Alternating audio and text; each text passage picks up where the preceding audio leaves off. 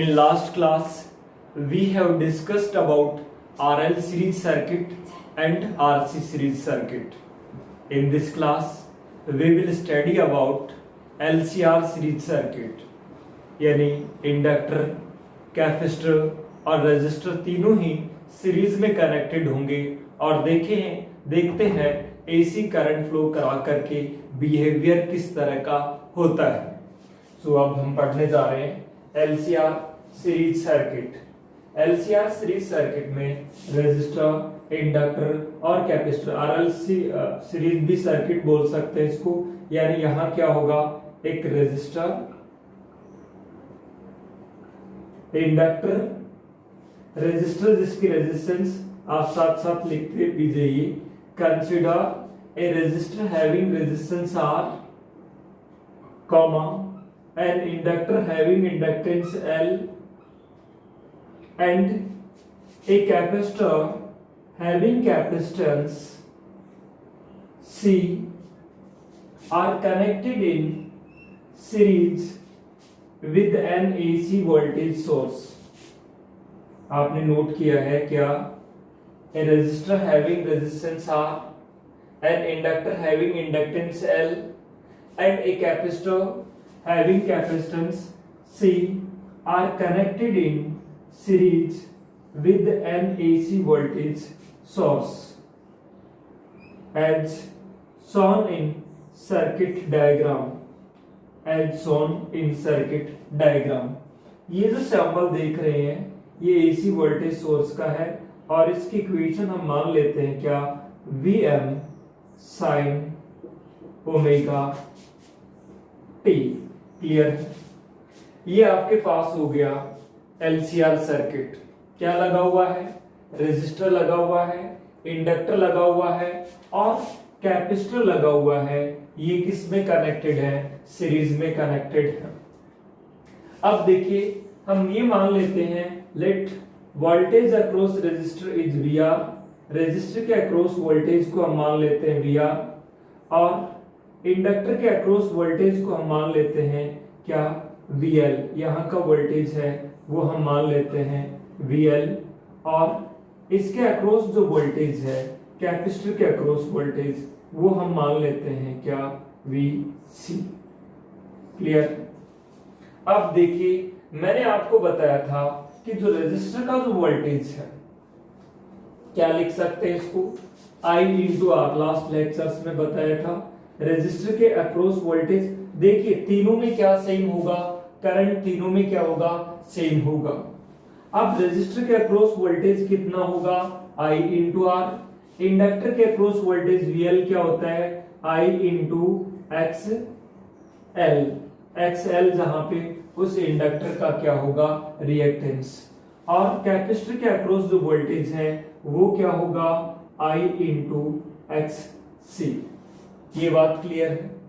अब आपको ये भी बता चुका मैं लास्ट क्लासेस में कि रेजिस्टर में वोल्टेज और करंट के बीच में जो एंगल है, यानी रेजिस्टर का वोल्टेज VR और करंट दोनों के बीच एंगल कितना होता है, 0। यानी दोनों की डायरेक्शन क्या होती है, सेम होती है। वोल्टेज और करंट के बीच में जो फेज डिफरेंस है वो कितना होता है, 0। इंडक्टर के वोल्टेज और करंट के बीच फेज डिफरेंस कितना होता है, 90 होता है। लेकिन कौन आगे चलता है, वोल्टेज आगे चलता है और करंट पीछे चलता है।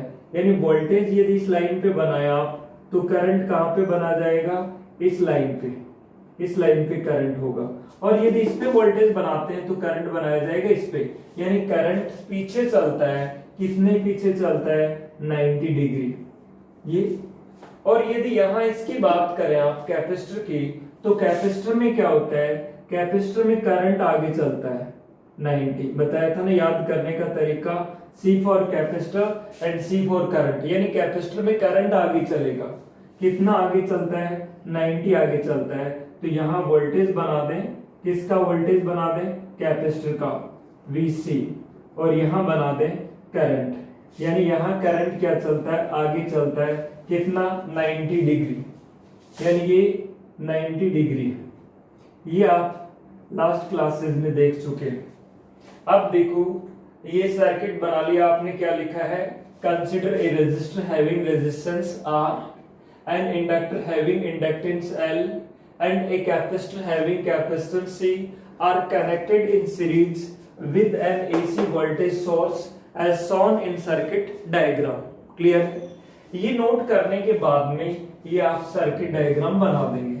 सर्किट डायग्राम बनाने के बाद में आप ये अजम्पशंस भी लिख देंगे, let VR is the voltage across resistor, क्या VR is the voltage across resistor, comma VL is the voltage across inductor and VC is the voltage across capacitor.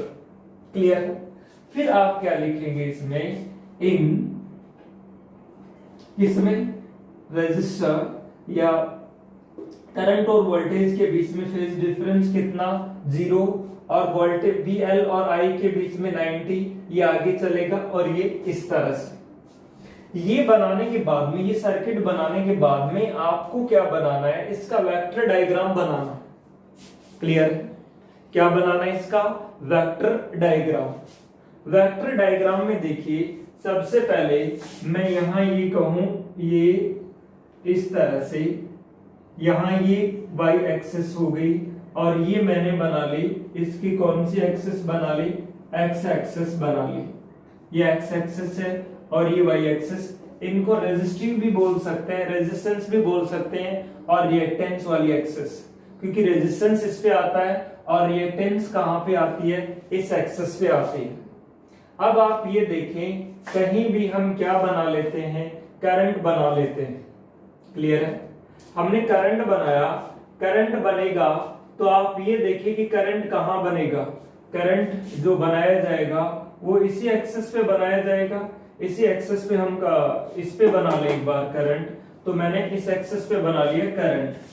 कौन सी एक्सिस पे बनाया है, इस पे, ये बना लिया। एक्स एक्सिस पे क्या बना लिया, करंट बना लिया I। करंट तीनों में क्या होना है, सेम होना है, क्योंकि सीरीज में करंट क्या होता है, सेम।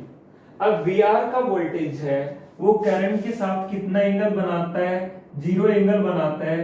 तो VR का वोल्टेज भी मैंने क्या कर दिया, इसी लाइन पे बना दिया। ये VR, यानी VR और I दोनों इसी लाइन पे आएंगे। VR भी इसी लाइन पे आएगा और VI भी इसी लाइन पे आएगा, क्योंकि दोनों के बीच एंगल कितना होता है, 0। और कॉमन क्या है इन तीनों से, करंट। सीरीज में करंट क्या होता है, सेम। अब देखिए आप यहां से वोल्टेज जो है, इस एक्सिस से हम y एक्सिस पे हम वोल्टेज बना रहे हैं, ये y एक्सिस है, तो वोल्टेज कौन सा जाएगा, वोल्टेज 90 आगे चलता है VL, और VC वाला वोल्टेज 90 पीछे चलता है करंट से। तो करंट से आगे दिखाना है VL को, तो VL को करंट से आगे दिखाना है, तो VL जाएगा यहां पे, ये इस लाइन पे आ जाएगा VL। मैं ये बना रहा हूं, ये इधर क्या बना दिया, मान लिया हमने VL बना दिया।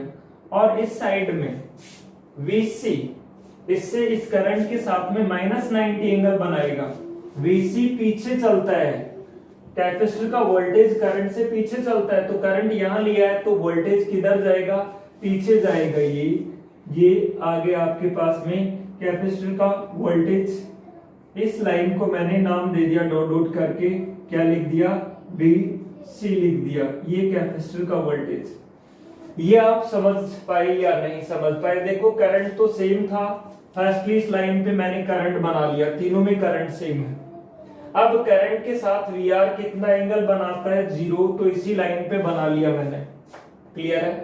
फिर इंडक्टर का वोल्टेज है, वो रेजिस्टर का वोल्टेज तो 0 एंगल बना रहा था, और इंडक्टर का वोल्टेज इसके साथ कितना एंगल बना रहा है, 90 आगे चल रहा है, तो 90 आगे इस पे दिखा दिया। कैपेसिटर का वोल्टेज देखो, करंट से इस डायरेक्शन में पीछे और इस डायरेक्शन में आगे, तो 90 पीछे चल रहा है, ये इस तरह से दिखा दिया। यानी यहां से आप ये कह रहे हो किसके बीच में, VL और VC के बीच में जो फेज डिफरेंस है वो कितने का है, 90 और 90 180।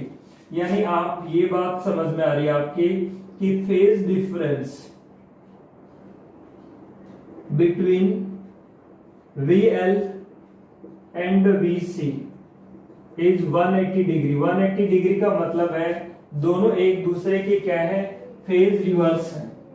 अब यदि इसको आप किसी एक डायरेक्शन में लेना चाहें, यदि इस VC को नीचे की ओर नहीं लिखना चाहते हैं, सिर्फ ऊपर की ओर लिखना चाहते हैं, तो ये VC क्या हो जाएगा, VC को हम ये लिख सकेंगे, क्या VC को लिखा जा सकेगा भाई, नीचे आप देखिए नीचे कितना है, VC है, और ऊपर कितना है, VL है। अब आप कहें एक ही ऊपर की ओर है और दूसरा नीचे की ओर है, ऊपर वाला ज्यादा हुआ तो इसमें से इसको क्या कर देंगे, माइनस।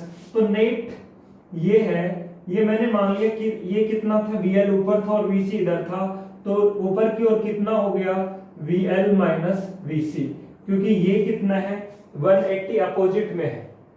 अब देखो ये हो गया, ये इसका इफेक्ट कहाँ आ गया, ऊपर आ गया ना। ये जो नीचे बना रखा था इसको मैं कंटिन्यूअस से बना देता हूं ऊपर, नीचे वाले को हमने कहाँ रख दिया, ऊपर रख दिया।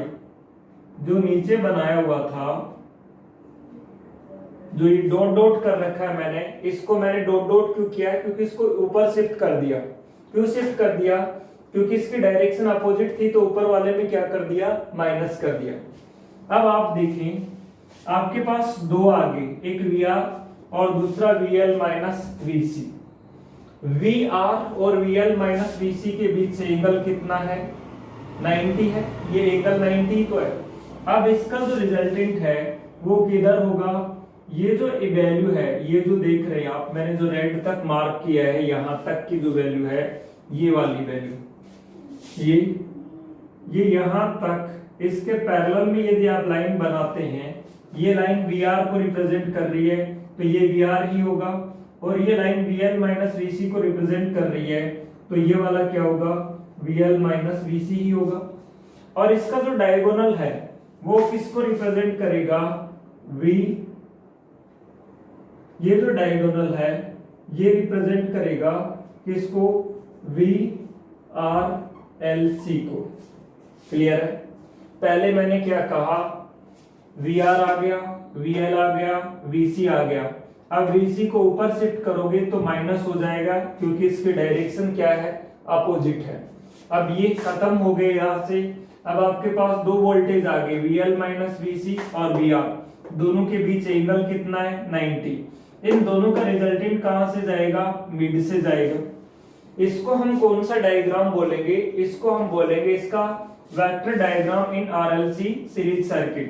सो इसको हम कहेंगे क्या है, ये vector diagram, vector diagram in LCR series circuit. LCR series circuit में वेक्टर डायग्राम। अब इंपीडेंस डायग्राम की ओर बात कर लेते हैं। इंपीडेंस डायग्राम में सिंपल ये क्या हो जाएगा, यहाँ इंपीडेंस आ जाएगी, है ना। कैसे आएगी, यहाँ XL माइनस XC आ जाएगी। तो इंपीडेंस डायग्राम भी सेम ऐसे कैसे बना लेता हूं, ये इंपीडेंस डायग्राम में ये नीचे की ओर दिखाने का कोई मतलब है ही नहीं। ये आपका ये हो गया, ये कौन सी एक्सेस है, रेजिस्टेंस वाली एक्सेस है, तो इस पे तो मैं नाम दे देता हूं R। और ये जो एक्सेस है इस पे क्या नाम दे दूं, VL माइनस VC था, तो इसको क्या नाम दे दूं, XL माइनस XC। और ये R है तो इसके पैरेलल में क्या होगी, R, और ये XL माइनस XC है तो इसके पैरेलल में होगी XL माइनस XC। और इसका जो डायगोनल है, ये जो डायगोनल है ये किसको रिप्रेजेंट करेगा, इंपीडेंस को रिप्रेजेंट करेगा, RLC सर्किट की इंपीडेंस। इसको मैं नाम दे देता हूं Z। अब देखिए ये बात समझ में आ गई। अब ये यहाँ पे जो देख रहे हैं आप, ये आपके पास में क्या है, ये एक रिजल्टेंट वोल्टेज है, और रिजल्टेंट वोल्टेज है, और ये क्या है, करंट है, और ये इन दोनों के बीच का क्या है, एंगल है, जिसको हम कह सकते हैं फेज डिफरेंस। क्लियर। अब आपने ये यदि नोट कर लिया तो मैं इसको रफ कर रहा हूं, तब तक आप ये साथ साथ नोट करिए। देखो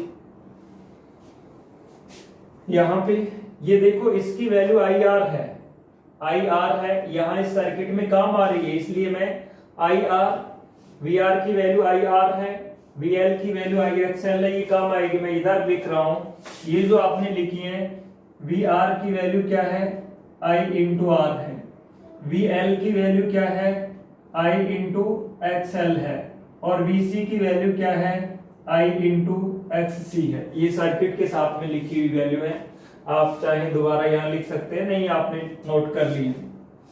अब देखो हम बात करते हैं रिजल्टेंट वोल्टेज की। इसका जो रिजल्टेंट वोल्टेज है वो क्या है, VRLC, उसको हम किस तरह से कैलकुलेट कर सकते हैं। तो अब रिजल्टेंट वोल्टेज पे आइए आप। रिजल्टेंट वोल्टेज है वो क्या होगा, रिजल्टेंट वोल्टेज,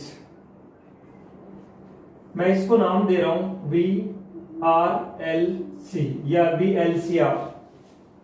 देखो ये VL माइनस VC है और ये VR है, दोनों के बीच जो एंगल है वो कितना है, 90 है। और 90 जब एंगल होता है तो मैंने बताया था इसका स्क्वायर प्लस इसका स्क्वायर का रूट करते हैं। यही तो था, A square plus B square plus 2ab cos 90 और cos 90 की वैल्यू 0। अब यहां से देखो आप, ये क्या हो जाएगा, ये बात क्लियर है ना, दो वेक्टर है, हालांकि वोल्टेज वेक्टर क्वांटिटी नहीं है, लेकिन इनके बीच में फेज डिफरेंस होने के कारण हम इसका रिजल्टेंट किस तरह से कैलकुलेट करते हैं, जिस तरह से वेक्टर्स का रिजल्टेंट निकालते हैं। दो वेक्टर होते थे आपके पास ए और बी, तो उनका रिजल्टेंट आप कैसे लिखते थे, 2ab cos थीटा, और cos एंगल दोनों के बीच में 90 और cos 90 की वैल्यू 0, तो रिजल्टेंट ऐसे निकालते थे। तो यहाँ a की जगह पे VL माइनस VC और b की जगह ये है ना, या a की जगह VR और b की जगह VL माइनस VC। तो इनका जो रिजल्टेंट वोल्टेज है जिसको मैं नाम दूं क्या, VRLC, वो क्या होगा, अंडर रूट ऑफ VR का square plus VL minus VC का स्क्वायर। और यहां से देखो आप VR को क्या लिख सकते हैं आप, IR, तो ये हो जाएगा IR का स्क्वायर प्लस VL को क्या लिखा जा सकता है, IXL, और VC को क्या लिखा जा सकता है, IXC। और इसमें कई बार हम ऐसे लगा देते हैं, इसका मतलब है जो ज्यादा है उसमें से कम को माइनस करना है। भाई VL और VC में कोई एक क्या है, ज्यादा है, तो जरूरी थोड़ी है VL में VC माइनस होगा या VC में VL माइनस होगा, ये ऐसे लगा दिया जाता है, यानी ज्यादा में से किसको माइनस करना है, कम को माइनस करना है ये। अब देखिए यहां बात करते हैं अपन, ये इसका मतलब समझ गए, ज्यादा में से कम वाले को क्या कर दे, माइनस ही माइनस ऐसे, इसका क्या स्क्वायर। अब देखो इसका स्क्वायर रूट, और यहां से आपके पास में वैल्यू होगी आई स्क्वायर आर स्क्वायर प्लस, यहां देखिए इसको हम ऐसे लिख सकते हैं क्या, इस पूरे का ही I into X L minus X C, और इस पूरे का क्या कर दें, स्क्वायर कर दें, इस तरह से लिखा जा सकता है इसको। और इस पूरे का स्क्वायर करेंगे तो ये हो जाएगा I square R square plus I square X L minus X C का स्क्वायर। क्लियर। अब देखो आई स्क्वायर को आप क्या ले लें, कॉमन ले लें। आई स्क्वायर को कॉमन लेंगे तो बाहर आकर के आई बन जाएगा ये, और ये आ जाएगा क्या, R square plus X L minus X C का होल स्क्वायर। ये क्या है आपके पास में, रिजल्टेंट वोल्टेज आ गया, यानी VRLC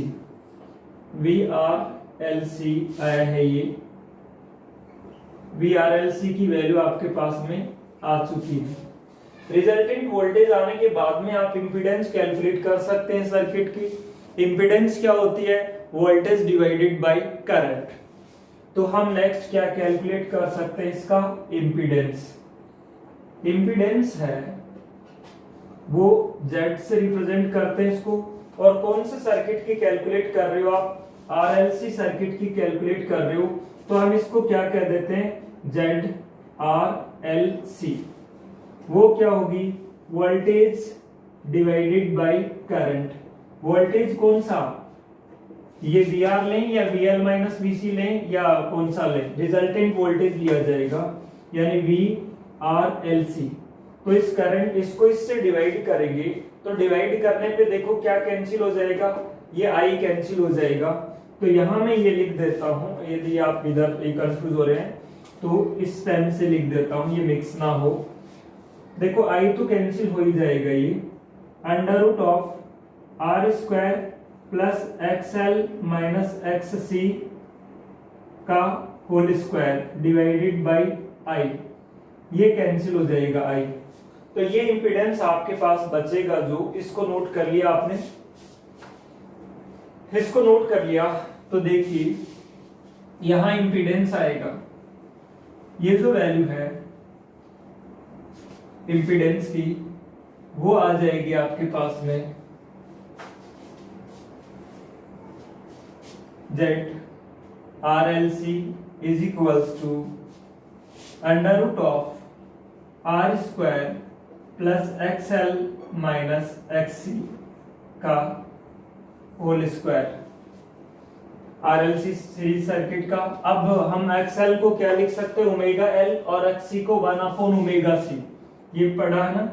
तो ZRLC हो जाएगा R square plus omega L, XL की वैल्यू ओमेगा L आई थी पीछे और XC की वैल्यू क्या 1/ओमेगा C, इसका स्क्वायर फिर इसका अंडर रूट, ये क्या आ जाएगी RLC सर्किट की इंपीडेंस आ जाएगी। अब देखो इंपीडेंस, अच्छा ये डायग्राम है कौन सा नीचे जो है, इसको बोला जाता है इंपीडेंस डायग्राम। इंपीडेंस डायग्राम ये रेजिस्टिव है और ये कौन से रिएक्टिव। अब देखो इसमें आप ये देखें, फेज एंगल निकालना हो, ये फाई एंगल निकालना हो इस केस में, तो फाई को हम क्या निकाल सकते हैं, tan फाई। tan फाई क्या होता है, परपेंडिकुलर अपॉन बेस, ये XL माइनस XC है तो ये भी XL माइनस XC ही होगा, ये XL इस तरह से है ना, और ये बेस क्या है R, तो इसको हम लिख सकते हैं perpendicular upon base XL minus XC divided by base की वैल्यू क्या है R, या फाई को हम लिख सकते हैं क्या, tan inverse XL minus XC upon R। इस तरह से हम क्या निकाल सकते हैं, फेज डिफरेंस निकाल सकते हैं। नोट कर लीजिए, फिर आगे अपन इसका फेजर डायग्राम बनाते हैं। नोट करिए इसे, हम नोट कर लिया तो अब हम बात करते हैं इसके फेजर डायग्राम के। फेजर डायग्राम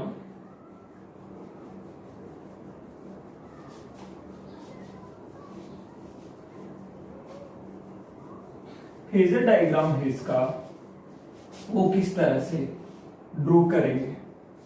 देखो फेजर डायग्राम में फर्स्टली आप दो एक्सेस बना लें।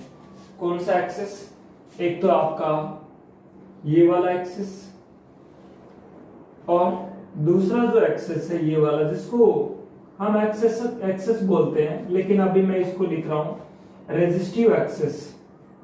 रेजिस्टिव एक्सेस है ये, और ये रिएक्टेंस वाला एक्सेस है ना, रिएक्टिव एक्सेस है। कई बार इसको रिएक्टेंस को क्या बोलते हैं, एक्स बोलते हैं, रिएक्टिव एक्सेस। अब देखिए आप यहां पे ये क्लियर हो गया। अब हम मान लेते हैं यहां पे बना ले क्या, करंट बना लेते हैं। करंट तीनों में सेम था, और फिर हम बना लेते हैं तीन वोल्टेज बनाने थे, एक रेजिस्टर का वोल्टेज, इंडक्टर का वोल्टेज और कैपेसिटर का वोल्टेज। रेजिस्टर का जो वोल्टेज है वो इसके साथ में कितना एंगल बनाता है, 0। मान लिया ओमेगा टी टाइम बाद में ये कितना आ गया, कहां पे आ गया, यहां पे आ गया। थीटा की वैल्यू क्या हो गई, ओमेगा टी आ गई, करंट यहां आ गया। तो रेजिस्टर का वोल्टेज भी कहां आ जाएगा, इसी लाइन पर आ जाएगा। अब देखो जो इंडक्टर का वोल्टेज है इससे 90 आगे चलता है, तो इंडक्टर का जो वोल्टेज बनाएंगे हम इसके साथ में कितना एंगल बनाते हुए दिखाएंगे, इसके साथ में 90 एंगल पे दिखाएंगे। ये 90 एंगल पे जो वोल्टेज दिखाया है, ये वाला जो वोल्टेज है वो कौन सा वोल्टेज है, VL है, यानी इंडक्टर का वोल्टेज। और कैपेसिटर का जो वोल्टेज है इससे किधर दिखाना है, 90 पीछे दिखाना है। 90 पीछे मतलब इस लाइन से 90 पीछे, 90 पीछे चलता है, इधर 90 पीछे दिखाएंगे। तो ये वाला जो है ये मैं इस तरह से बना रहा हूं, इसके साथ 90 एंगल बनाते हुए इस तरह से, यानी इसके जस्ट अपोजिट में ये मैंने बना दिया इस पे VC कैपेसिटर का वोल्टेज। ये कितना बना, 90 पीछे, और ये यानी ये एंगल कितना है, 90 है। और इसी तरह से ये वाला जो एंगल है वो भी कितना है, 90 है। ये 90 आगे चलता और ये 90 पीछे। अब कंडीशन मान लो ये हो, ये आपकी रिएक्टिव एक्सेस है, इससे कंफ्यूज हो रहे हैं, हम इसको नाम दे दें रिएक्टिव एक्सेस या रिएक्टेंस वाली एक्सेस, रिएक्टेंस एक्सेस, क्योंकि इस पे रिएक्टेंस आती है। और इसको नाम दे दें हम रेजिस्टिव एक्सेस, है ना, ये रिएक्टिव एक्सेस और ये रेजिस्टेंस एक्सेस। अब देखो, आप यदि कंडीशन ये है, यहां दो केसेस के लिए डायग्राम बनाया जा सकता है। इफ इसकी वैल्यू, इस VL की वैल्यू ज्यादा है, VL की वैल्यू VC से ज्यादा है, या फिर कह सकते हैं XL की वैल्यू XC से ज्यादा है। VL VC से ज्यादा होगा तो XL XC से क्या होगा, ज्यादा, क्योंकि करंट तो दोनों का सेम है। V बराबर VL होता है IXL और VC होता है IXC। VL greater than VC है तो XL ग्रेटर देन XC होगा। तो उस केस में ये ज्यादा, देखो ये और ये दोनों में फर्क क्या है, दोनों क्या है एक दूसरे की, इस तरह से, एक यूं है और दूसरा अपोजिट है।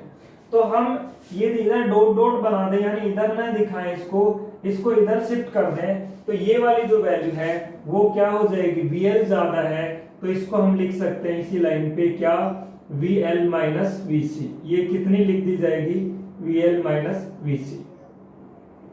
ये बात समझ में आई, यानी इसको हम क्या लिख सकेंगे, VL माइनस VC। ये वाली जो वैल्यू है ये हम लिख देंगे कि इधर ही शिफ्ट कर दी इसको, और ये कितना हो गया, VL था और VC इसके अपोजिट में था, तो ये वाली वैल्यू क्या होगी, VL माइनस VC। ये और ये जो एंगल है ये आपका रिजल्टेंट वोल्टेज कहां होगा, रिजल्टेंट वोल्टेज होगा इस तरह से। देखो, इसके पैरेलल में हम क्या कर लें, एक लाइन बना लें, इसके पैरेलल में एक लाइन बना लेते हैं, और इसके पैरेलल में भी एक लाइन बना लेते हैं, और ये एक पैरेललोग्राम बन गया, वैसे रेक्टेंगल बन गया। इसका जो डायगोनल है, इसका डायगोनल कौन होगा, ये होगा। ये डायगोनल ही किसको रिप्रेजेंट करेगा, रिजल्टेंट वोल्टेज को। रिजल्टेंट वोल्टेज को क्या नाम दे दें, VRLC। तो ये होगा इसका रिजल्टेंट वोल्टेज। अब रिजल्टेंट वोल्टेज रिजल्टेंट वोल्टेज से करंट क्या चलेगा, पीछे, कितना पीछे चलेगा, 5 पीछे चलेगा। तो ये एंगल है वो फेज डिफरेंस है रिजल्टेंट वोल्टेज और करंट के बीच का। ये इसका हो गया फेजर डायग्राम। ये कौन सी कंडीशन में, जब VL is greater then VC है। दूसरी कंडीशन में हम फेज डायग्राम बना सकते हैं। इस केस में करंट क्या चलेगा, पीछे चलेगा, तो करंट की इक्वेशन क्या हो जाएगी, इस केस में करंट पीछे चलेगा तो करंट की इक्वेशन हो जाएगी Im sin ओमेगा t, और कितना पीछे चल रहा है करंट, 5, तो -5 हो जाएगी करंट की इक्वेशन इस केस में। और यदि केस उल्टा हो, यानी जब VL की वैल्यू लेस हो और VC की वैल्यू क्या हो, मोर हो, तो उस केस में फेजर डायग्राम क्या होगा। ये तो फेजर डायग्राम आप समझ गए होंगे। कौन से केस में था, जब VL की जो वैल्यू है वो ग्रेटर देन क्या थी, VC थी, या XL की वैल्यू XC से क्या थी, ज्यादा थी उस केस में। यदि दूसरा केस हम यदि बात करें, क्या if X V C is greater than V L, या फिर कहें X C is greater than X L, तो उस केस में देखो फेजर डायग्राम क्या होगा, यही होगा। इस तरह से बनाएंगे। फर्स्टली हम क्या ड्रॉ करेंगे, वही दो एक्सिस बना लेते हैं, सेम उसी तरह से ये टू एक्सिस हैं, इनको बना लीजिए आप। ये रेजिस्टिव एक्सिस है और ये रिएक्टिव एक्सिस है। ये एक्सिस बनाने के बाद में आप किसको बना लें, करंट को बना लें, सेम उसी तरह से ये आ गया करंट। अब इस करंट के साथ रेजिस्टर का वोल्टेज कितना एंगल बनाता है, 0 एंगल बनाता है। तो आप बना लें अब किसका वोल्टेज, रेजिस्टर का वोल्टेज, यानी ये इसी के साथ में कितना एंगल बनाते हुए, 0 एंगल बनाते हुए, यही आ गया रेजिस्टर का वोल्टेज, सेम इसी तरह से। अब आपको क्या करना है, VL दिखाना है। VL इसके साथ कितना एंगल बनाता है, 90 एंगल बनाता है। तो ये आपने दिखा दिया क्या, VL, ये वैल्यू मैंने मान ली कितनी है, VL है। ये VL उस केस में ज्यादा दिखाया था, इस केस में हम मान रहे हैं कि VC क्या है, ज्यादा है। और इस साइड में जो देख रहे हैं वो क्या है, ये VC है। ये वैल्यू किसकी है, VC की है। VL से VC क्या है, ज्यादा है, ये VC है। अब देखें आप कि VL से VC ज्यादा है, तो इधर का नेट वोल्टेज कितना होगा, इधर का नेट वोल्टेज हो जाएगा कितना, VC माइनस VL, यानी इधर से मैं मिटाऊं, मिटाने का मतलब डॉट डॉट कर दे आप, तो ये वाली वैल्यू कितनी होगी, VC माइनस VL होगी। यानी VC में से किसको माइनस करेंगे आप, VL को, ये बचेगा इधर का वोल्टेज। अब देखें इसका जो आप रिजल्टेंट बनाएंगे, ये तो एक्सिस है ही आपका, इसका जो रिजल्टेंट बनाएंगे, तो रिजल्टेंट बनाने के लिए क्या करेंगे, ये तो आपका हट ही गया, ये है, इसके पैरेलल में आप कोई भी लाइन बनाए, जैसे ये इस तरह से ये बना लिया आपने, और इसी तरह से आप ये VR है ना, ये VR है, इसके पैरेलल में ये लाइन बनाए। अब इसका जो डायगोनल है, ये जो बन रहा है, वो डायगोनल ही किसको रिप्रेजेंट करेगा, रिजल्टेंट वोल्टेज को रिप्रेजेंट करेगा। ये जो डायगोनल, ये डायगोनल, और रिजल्टेंट वोल्टेज क्या नाम दे इसको, VRLC। रिजल्टेंट वोल्टेज से देखो करंट ये है, करंट क्या चलेगा, आगे चलेगा, यहां ये एंगल है, ये फाई है। रिजल्टेंट वोल्टेज का करंट के साथ में एंगल कितना है, फाई है। यानी यहां पर करंट क्या चलेगा, आगे चलेगा। बात क्लियर। अब आपके पास में बात ये आती है, ये सारे एंगल्स क्लियर हुए या नहीं। ये जो एंगल है कितना, 90, और ये एंगल भी कितना है, 90 है। ये वाला जो एंगल है, ये एंगल 90 है। अब बात समझ में आ गई आपके। और ये वाला एंगल है, ये वाला एंगल, ये कितना है, यहां से यहां ओमेगा टी है, टी टाइम बाद में। ये एंगल कितना है, ओमेगा टी, ये ओमेगा टी, यहां लिख दूं ओमेगा टी। और ये एंगल है, ये कितना है, फाई है। एक समझ गए। ये फेजर डायग्राम ये है। यानी यहां इस डायग्राम से क्लियर ये हो रहा है कि वोल्टेज से करंट क्या चलेगा आगे, तो करंट की इक्वेशन क्या होगी, Im sin omega t plus phi. इस केस में करंट आगे चलेगा। अच्छा, ये फेजर डायग्राम बना लीजिए। फेजर डायग्राम बनाने के बाद में ये केस लिख लिया, इस केस के साथ में बनाया आपने। फिर आप देखें कि यदि आप सोच के देखें, यदि XL और XC, यहां पे केस ये था कि XL की वैल्यू XC से ज्यादा थी, और यहां केस ये था कि XL की वैल्यू XC की वैल्यू XL से ज्यादा थी। यदि आपके पास में ये हो, अगला केस मैं जो बना देता हूं यहाँ पे, यदि XL की वैल्यू और XC की वैल्यू दोनों ही इक्वल हो, थर्ड केस में हम कहें if XL is equal to XC दोनों ही इक्वल हो तो उस केस में क्या होगा, ये बना लिया आपने, सेकंड केस था। अब ये थर्ड केस है, यदि ये दोनों ही क्या हो, इक्वल हो, या कह दो VL किसके इक्वल हो, VC के इक्वल हो, तब ये दोनों क्या हो जाएंगे, एक दूसरे को कैंसिल कर देंगे और उस टाइम जो है डायग्राम है वो क्या बनेगा, ये नहीं बनेगा।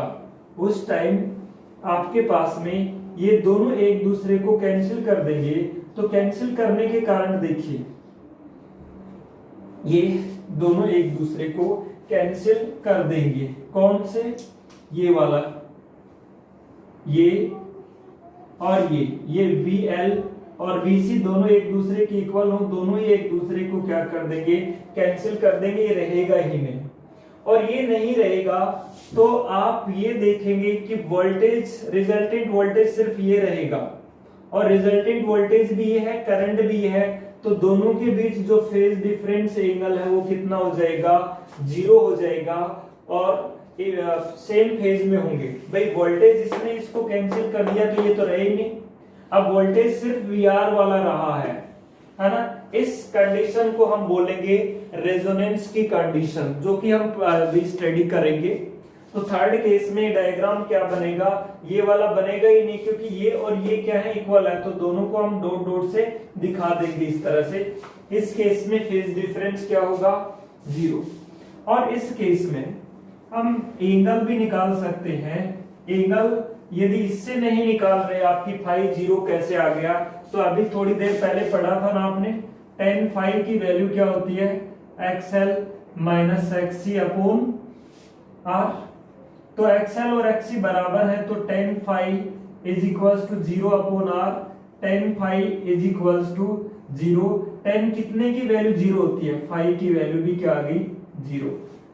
और इंपीडेंस आपने कहा था ZRLC इज इक्वल टू क्या था, R स्क्वायर प्लस XL में XC को माइनस करते थे जो भी ज्यादा था, लेकिन ये दोनों ही बराबर हैं यहाँ पे, तो बराबर है तो इंपीडेंस है वो क्या हो जाएगा, R हो जाएगा, और ये इंपीडेंस क्या होगा, मिनिमम होगा।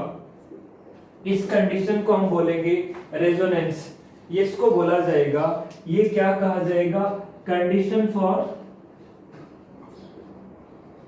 रेजोनेंस। अभी हम बात करेंगे कि रेजोनेंस क्या होती है उसके बारे में। हाँ, आप ये नोट कर लीजिए डायग्राम। ये थर्ड केस में कब, जब XL की वैल्यू किसके इक्वल हो, XC के इक्वल हो, तो डायग्राम ये इस तरह से बनेगा। नोट करिए, इसे भी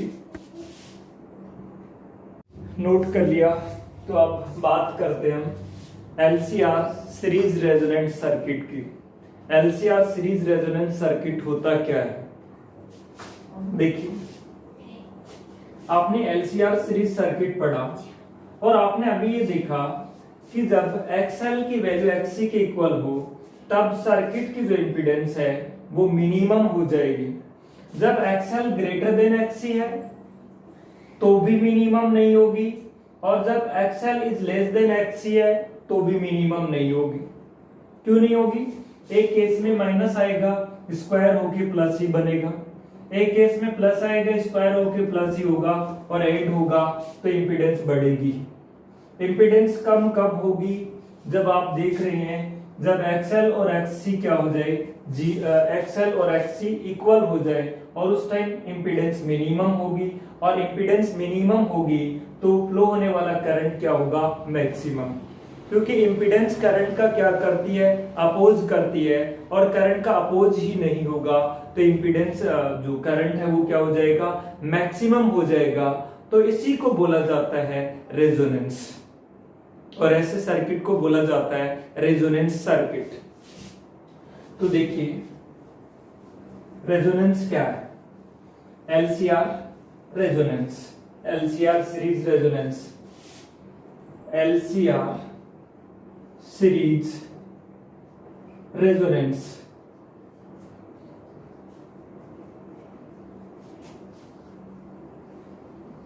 देखो LCR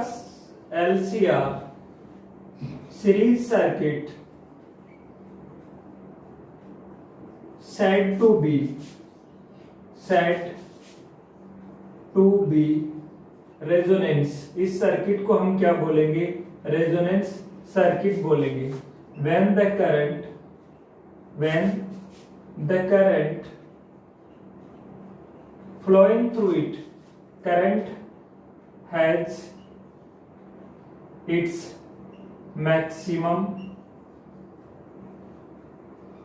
value in the circuit, यानी एलसीआर सर्किट को हम कैसा सर्किट, रेजोनेंस सर्किट बोलेंगे यदि इससे फ्लो होने वाला जो करंट है उसकी वैल्यू क्या हो, मैक्सिमम हो, तो हम इस सर्किट को कौन सा सर्किट बोलेंगे, रेजोनेंस सर्किट बोलेंगे। देखो यदि हमें कंडीशन फॉर रेजोनेंस कहें, कंडीशन फॉर रेजोनेंस यानी इंपीडेंस क्या हो, मिनिमम, और इंपीडेंस मिनिमम होगी तभी करंट क्या होगा, मैक्सिमम। तो कंडीशन फॉर रेजोनेंस होती है XL is equals to XC, या फिर नेट रिएक्टेंस क्या हो, जीरो हो। X क्या होती है, रिएक्टेंस, XL और XC इक्वल होंगे तो नेट रिएक्टेंस क्या होगी, जीरो होगी, क्योंकि XL और XC दोनों एक दूसरे से 180 के डिग्री एंगल पे होते हैं। तो हम इस तरह से, तो इस केस में देखो इंपीडेंस क्या होती है, इंपीडेंस RLC सीरीज सर्किट का फॉर्मूला आपने पढ़ा था, R square plus XL minus XC का स्क्वायर। और यदि ये दोनों, ये कंडीशन है, ये ध्यान रखिए इसको अच्छे से, इसको बोला जाता है कंडीशन फॉर रेजोनेंस, पूछ भी ली जाती है, इसको हम बोलते हैं, ये वाली जो कंडीशन है इसको बोलते हैं condition for resonance. XL is equals to क्या हो, XC। और इस टाइम सर्किट्स की जो इंपीडेंस है वो मिनिमम होगी, इस टाइम सर्किट की इंपीडेंस है वो क्या होगी, मिनिमम होगी। और मिनिमम होगी तो आप ये देखिए यहाँ पे कितनी होगी, ZRLC is equals to R square, ZRLC is equals to R, और ये इंपीडेंस है वो क्या होगी, मिनिमम होगी।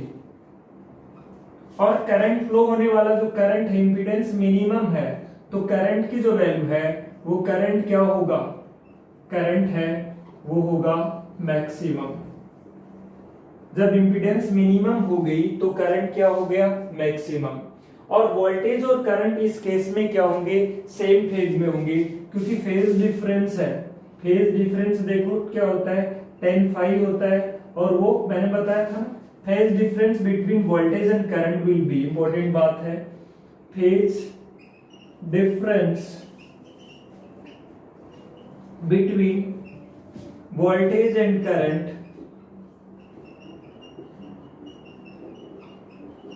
in resonance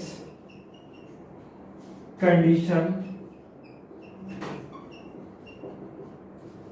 है ना, इन रेजोनेंस कंडीशन कितना होगा, विल बी जीरो, जीरो होगा। फेज डिफरेंस है वो कितना होगा, जीरो होगा।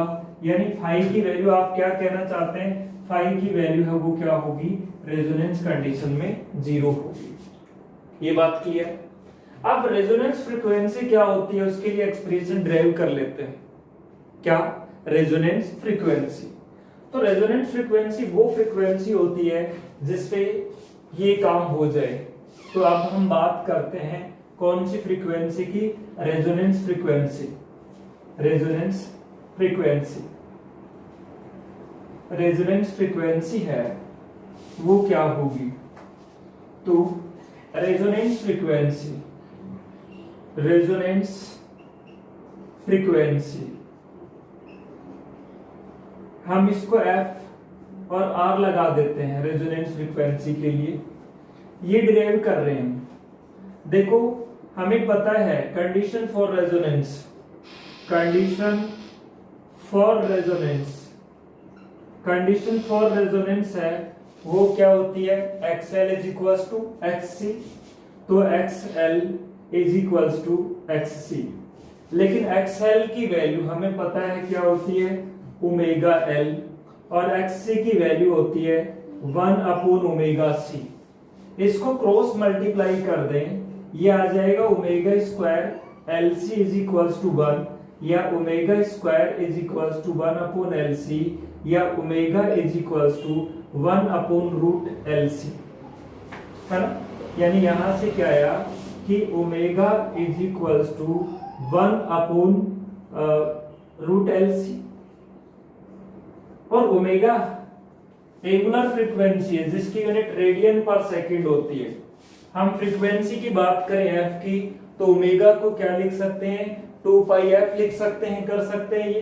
तो ओमेगा को आप 2 पाई एफ लिखें तो ये वाली वैल्यू इस तरह से हो जाएगी 2 पाई एफ, और एफ में आर लगा देता हूं क्योंकि रेजोनेंट फ्रीक्वेंसी के आर ऐसे नहीं लिखेंगे आप, एफ आर, है ना।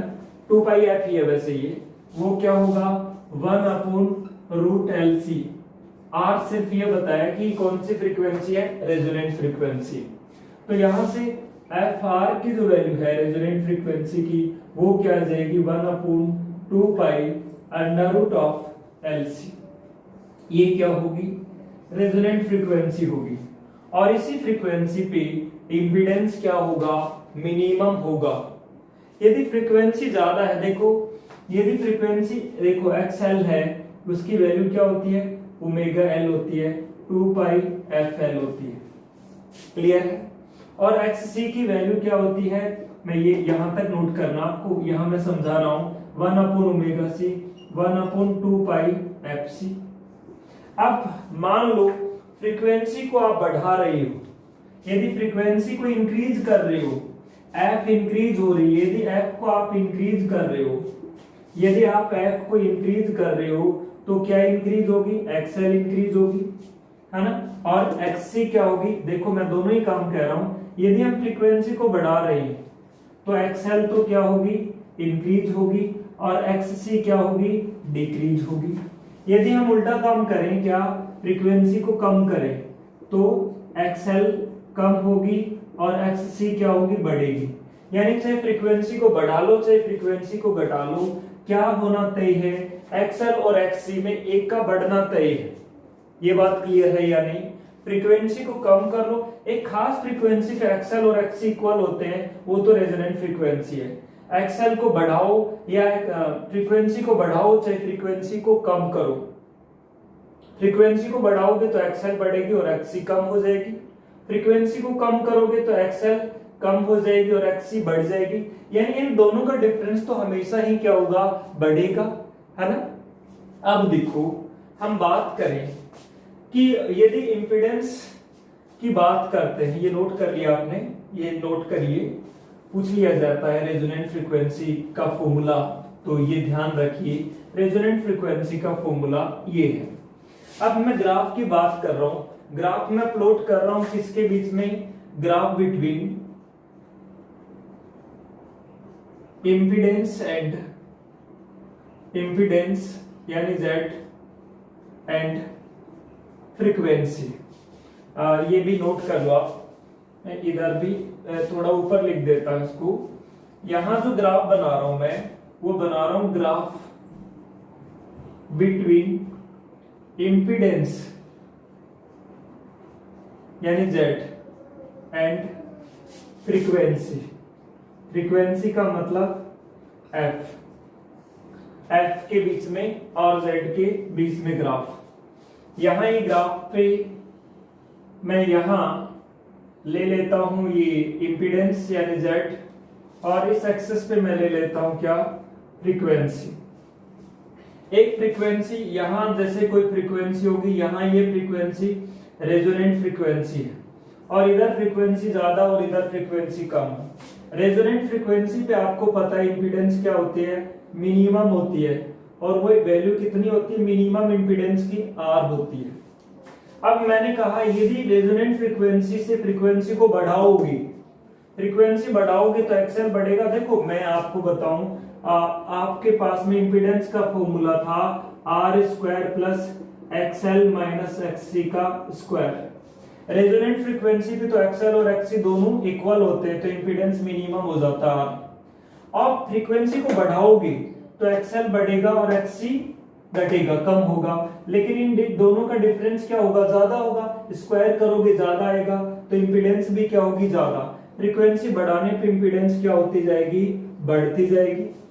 और इसी तरह से आप कहीं नहीं ये काम नहीं कर रहे, फ्रीक्वेंसी को कम कर रहे हैं, फ्रीक्वेंसी को कम करोगे तो एक्सएल कम होगा, एक्सी बढ़ेगा, माइनस में वैल्यू बढ़ेगी, स्क्वायर होगा प्लस होगा, प्लस होगा तो इंपीडेंस तो अभी भी क्या होगा, बढ़ेगा ही। फ्रीक्वेंसी को कम करने पर भी इंपीडेंस क्या होगा, बढ़ेगा ही, इस तरह से। तो आप इस ग्राफ में ये देख रहे हैं, चाहे इंपीडेंस को क्या कर लो, फ्रीक्वेंसी को कम कर लो, चाहे फ्रीक्वेंसी को क्या कर लो, ज्यादा कर लो, जो इंपीडेंस है वो क्या होगा, बढ़ेगा ही। एक खास फ्रीक्वेंसी जिसको रेजोनेंट फ्रीक्वेंसी नाम दिया है, उस पे इंपीडेंस मिनिमम होता है, और इंपीडेंस मिनिमम कितना होता है, R। और जहां इंपीडेंस मिनिमम होता है वहां करंट क्या हो जाएगा, मैक्सिमम। बात समझ में आई? तो अब यहां यदि मैं बात करूं, इसी ग्राफ को किसके बीच में बना दूं, इसी ग्राफ को मैं मॉडिफाई कर दूं नीचे, यहां ये ग्राफ है, मैं बना रहा हूं किसके बीच में, ये बना रहा हूं मैं फ्रीक्वेंसी के बीच में, और इंपीडेंस की जगह पे मैंने बना दिया क्या, करंट। अब देखो